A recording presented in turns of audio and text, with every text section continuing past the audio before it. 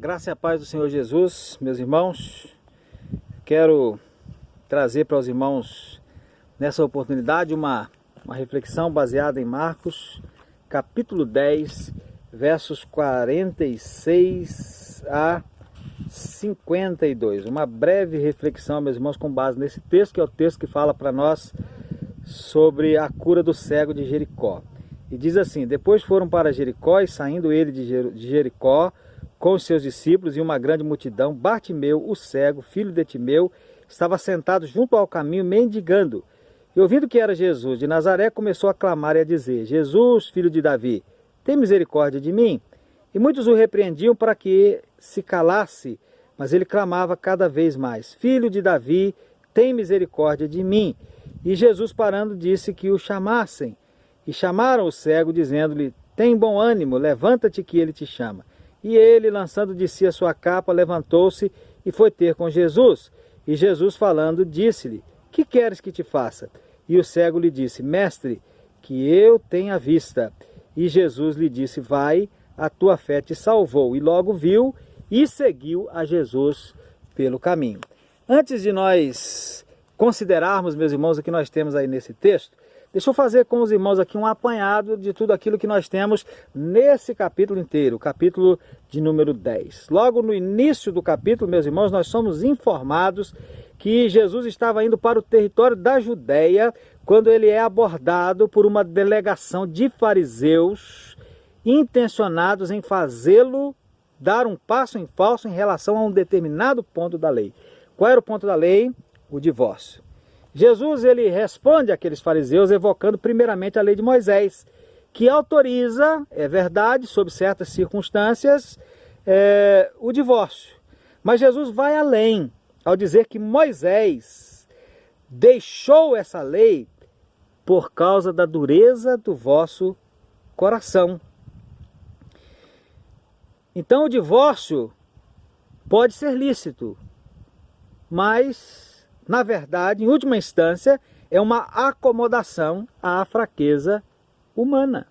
Ele acontece por causa da dureza do coração do homem.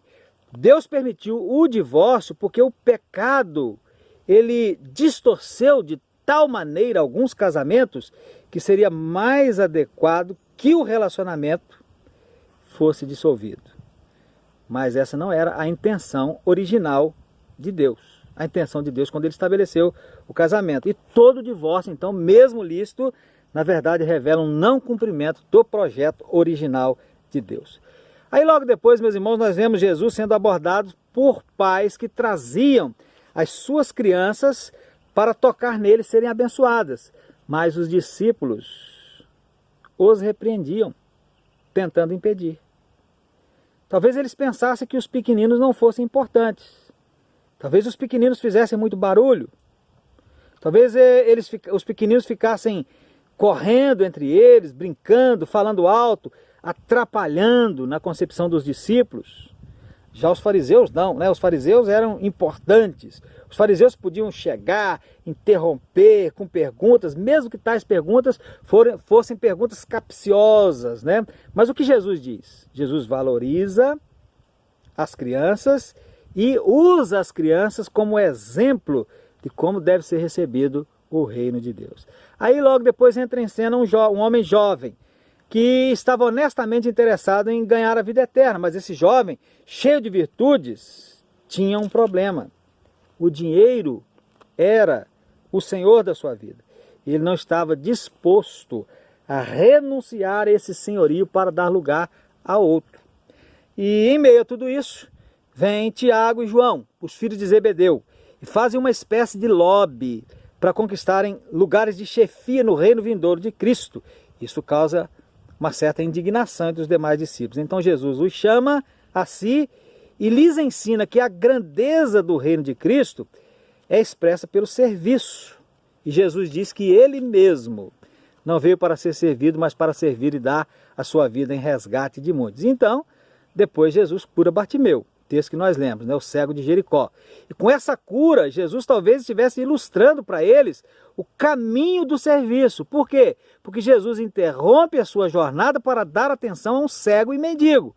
o cego clamava, os discípulos tentavam fazer cessar os clamores, mas Jesus para, Jesus o atende e Jesus o cura. Jesus, meus irmãos, o Filho de Deus, que era o próprio Deus na pessoa do Filho, tornou-se servo. O servo que justamente por ser servo, e esse é o nosso tema, o servo, que justamente por ser servo, tornou-se a esperança de cura de um homem cego. E também tornou-se a esperança de cura de uma outra cegueira.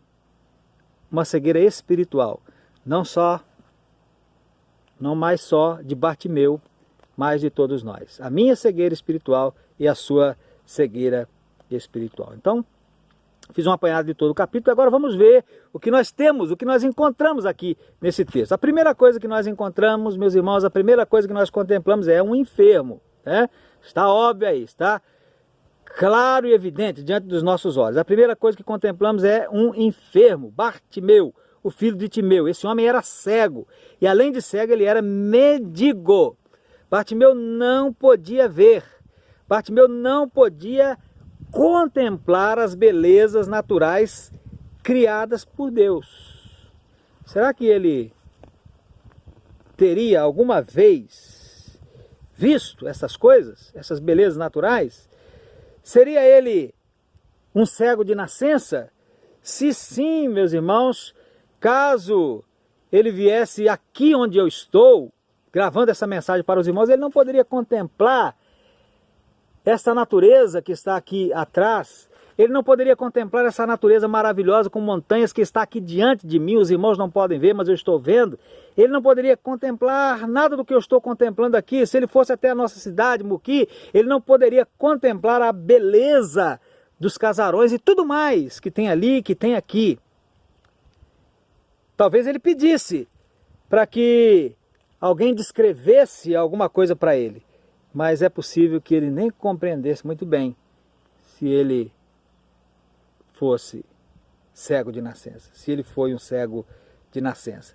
Poderiam falar que tudo é muito bonito, que a natureza é muito bela, que as aves são coloridas, que tem flores, que os casarões são muito bonitos, né? Muitas delas antigas, mas de arquitetura belíssima, cores que se destacam, tem amarelas, tem azuis, tem rosa, mas o que é isso? Para quem nunca enxergou. O que é o amarelo, o que é o azul, o que é o rosa ou qualquer outra cor, para quem nunca o viu e nem está vendo. Bartimeu, meus irmãos, não podia ver. E Bartimeu, espiritualmente, ele representa todo homem que ainda está perdido. Todo homem que ainda não entregou o seu coração para Jesus. Porque o homem ainda perdido é espiritualmente cego, é um homem espiritualmente cego. Então, quando aqueles que já têm uma experiência de comunhão íntima, uma experiência pessoal de comunhão íntima com Deus, falam das maravilhas divinas, falam dos feitos maravilhosos de Deus, então essas pessoas não compreendem muito bem, porque nunca viram. Quando aqueles que servem a Deus, que já tiveram uma experiência com Deus, já foram curados da sua cegueira espiritual por Deus, quando esses estão em paz e felizes, mesmo diante das dificuldades da vida, mesmo diante das pandemias da vida, os outros pode ser que não compreendam muito bem. Por quê? Porque eles não viram e ainda não estão vendo. E porque eles não viram e ainda não estão vendo, então muitas coisas há que eles não conseguem compreender muito bem. Então temos aí um enfermo, Bartimeu, cego. Essa é a primeira coisa que nós contemplamos nesse trecho da palavra de Deus. E um cego fisicamente que representa os cegos espiritualmente. E quem sabe Bartimeu hoje, em termos espirituais, não seja você que está me ouvindo. Bartimeu talvez fosse um religioso, judeu, mas era cego. Quem sabe você até já é membro de igreja, de alguma igreja, mas ainda permanece sem poder ver, ou ainda não enxergue Muito bem. A primeira coisa que nós temos no texto, o cego. Um homem acometido de uma cegueira física, mas que representa uma representação de todos aqueles que estão acometidos ainda da cegueira espiritual. A segunda coisa que nós contemplamos no texto, meus irmãos, é uma esperança. Então tem uma outra personagem aí do texto que se constitui em a esperança de Bartimeu. Qual é essa personagem? Você sabe, né? Jesus. Jesus estava em Jericó. Quando Bartimeu fica sabendo que era Jesus quem estava passando ali, então ele começou a gritar: Jesus, filho de Davi, tem misericórdia de mim. Ele era cego e a sua única esperança de cura estava passando por ali. Ele não podia correr o risco de perder essa oportunidade, então ele não simplesmente fala em um tom normal de voz, mas ele grita, e quanto mais o tentam impedir de gritar, mais alto ele grita. Quanto mais tentam fazê-lo calar-se, mais ele fala, mais ele grita. Ele não se rendeu aos empecilhos, ele começou a clamar cada vez mais alto. E eu fico pensando, o que nós seríamos capazes de fazer se estivéssemos no lugar de Bartimeu? O que você seria capaz de fazer se você estivesse no lugar de Bartimeu? A Bíblia, meus irmãos, ela tem outros relatos acerca de pessoas que foram até Jesus para que tivesse algum problema, alguma dificuldade na sua vida resolvidos. Por exemplo, nós temos a história de uma mulher que tinha um fluxo de sangue. O que ela foi capaz de fazer? Ela foi capaz de sair do lugar onde ela morava, percorrer, segundo os estudiosos, uma grande distância, e quando ela chega até onde Jesus estava, tem uma grande multidão, ela tem que adentrar por aquela multidão, mas ela tinha um fluxo de sangue, e ela tem que ir então escondida, sorrateiramente, e ela tocou simplesmente na orla das vestes de Jesus, com fé que ela seria curada. Ela foi capaz de fazer o que fez. Os amigos de um paralítico, né, relata os evangelhos a história de um paralítico que foi levado por 4 amigos até onde Jesus estava. Quando chegaram lá, não dava para levar o paralítico até onde Jesus estava, porque a multidão era muito grande, Jesus estava lá no interior de uma casa. Então o que eles são capazes de fazer? Eles são capazes de subir no telhado, abrir um buraco e descer o seu amigo até onde Jesus estava. E você? O que você seria capaz de fazer? Quero dizer, meus queridos amigos, irmãos, que todos nós fomos acometidos com a pior de todas as, entre aspas, enfermidades. Talvez você não seja cego, talvez você não seja mudo, talvez você não seja surdo, talvez você não tenha uma enfermidade que seja muito grave, mas todos nós, eu e você, e todos nós fomos acometidos com a pior de todas as, entre aspas, enfermidades. Porque é uma enfermidade que tem consequências para a eternidade. Esta enfermidade se chama pecado. E o pecado separa de Deus. Separa aqui e separa na eternidade se não for resolvido o problema. E a única esperança de cura para essa enfermidade é Jesus. Não tem outra esperança de cura. E Jesus, meus irmãos, meus amigos, por ter se tornado servo, tornou-se então a nossa esperança de cura.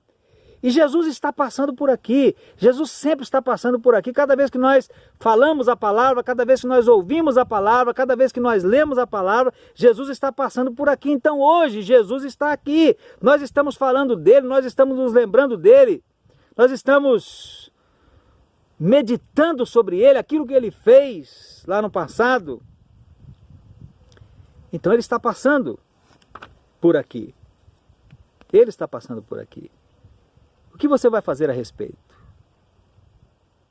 Se você ainda não foi curado dessa enfermidade chamada pecado, que tem consequências eternas, que te leva para a perdição eterna, que te leva para o inferno, diante do fato de que Jesus está passando por aqui, o que você vai fazer a respeito?